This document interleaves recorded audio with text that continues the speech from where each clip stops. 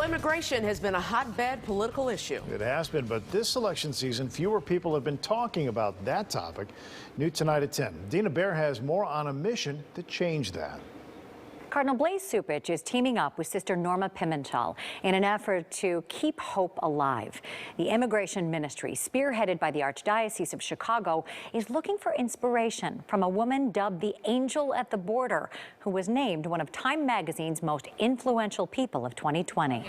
This is a room for all the moms and with babies, right? For years, Sister Norma Pimentel was a smiling face greeting immigrants hoping to make a better life in the United States. I believe that the whole issue of immigration, the human crisis that we see at the border and throughout, has been politicized so much, and it's a life issue, and so it doesn't matter what side, because they use the whole issue to support their political agenda, and it should not. It should be focused on humanity. Here's the soup.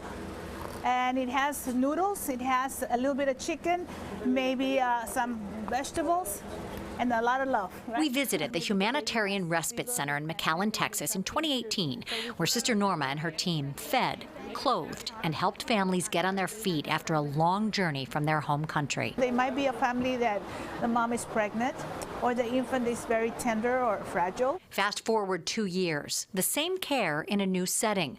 Similar families are now waiting in Mexico until their cases come before the courts in the U.S. People are still hurting and suffering, and those faces that I used to see in McAllen, children that were crying, asking me, please help me, are still happening, but in the other side of the border, right in Mexico, in Matamoros. So Sister Norma makes the trek to Matamoros, Mexico, with the same personal items she provided in Texas. We have to be able to distinguish an immigrant doesn't make you a criminal just because you're an immigrant.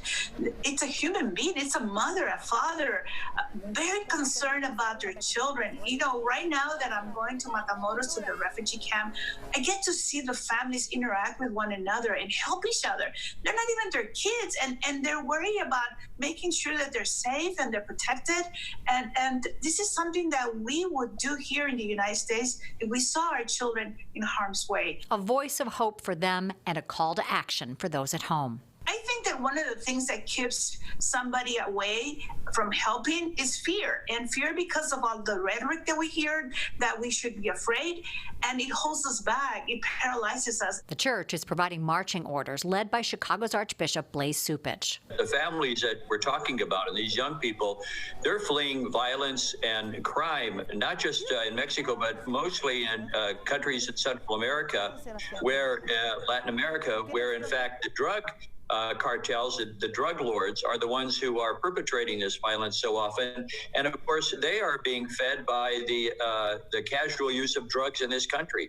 So we do have a responsibility as a nation for helping people who are victims of this crime. Pastoral Migratoria is fulfilling the mission. The other thing, Dina, that we're involved in is making sure that people are connected with the resources out there for public health, safety, their labor rights, the deferred action for childhood arrivals, DACA, and also free immigration legal consultation. We are building a whole network with our people through this leadership. Leading the way, hoping others will follow. My grandparents were immigrants, so they were not criminals. They were looking for a better life for themselves and their children and future generations. And that's the connection that we need to make personally, each one of us as an immigrant nation, but also as an immigrant church. The 8th annual Keep Hope Alive fundraiser is Thursday at 6:30 p.m. This year, it's virtual. Sister Norma will be the keynote speaker, sharing her stories at the border and her passion for immigrants. The link to the fundraiser is on our website. Back to you.